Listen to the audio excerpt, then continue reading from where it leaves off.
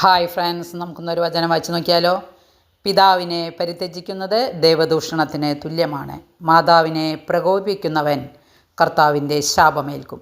ഇത് പ്രഭാഷകൻ്റെ പുസ്തകത്തിനുള്ള വായനയാണ്. വചനം പറയാൻ നമുക്ക് ശ്രദ്ധിക്കാം. മാതാപിതാക്കൾ മനസ്സറിഞ്ഞ് ഒരു മക്കളെയും വേദനിപ്പിക്കില്ല. കാരണം പെറ്റ വയറിൻ്റെ നോവും ഊട്ടിയ കൈകളുടെ ചൂടും തന്ന മുലപ്പാലിൻ്റെ സ്നേഹവും അവർക്കേ അറിയൂ. ഓർമ്മിച്ചു വയ്ക്കേണ്ട കാര്യങ്ങൾ വിസ്മരിക്കുന്ന സ്വഭാവം നാം ഉപേക്ഷിക്കണം. നമുക്കവരെ ഉപേക്ഷിക്കാൻ എളുപ്പമാണ്. എന്നാൽ വേദനയിലും ത്യാഗത്തിലും ചാലിച്ച് ജീവൻ ഊട്ടി വളർത്തിയതുകൊണ്ട് അവർക്ക് നമ്മെ ഉപേക്ഷിക്കാനാവില്ല.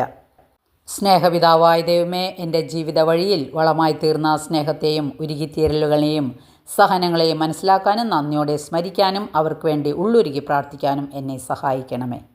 തിരിച്ചറിവിൻ്റെയും സ്നേഹത്തിൻ്റെയും വരങ്ങളാൽ ഞങ്ങളെ നിറയ്ക്കണമേ. വചനം എല്ലാവർക്കും മനസ്സിലായി കാണുമെന്ന് വിശ്വസിക്കുന്നു. ഇഷ്ടപ്പെട്ടെങ്കിൽ ലൈക്ക് ചെയ്യണേ.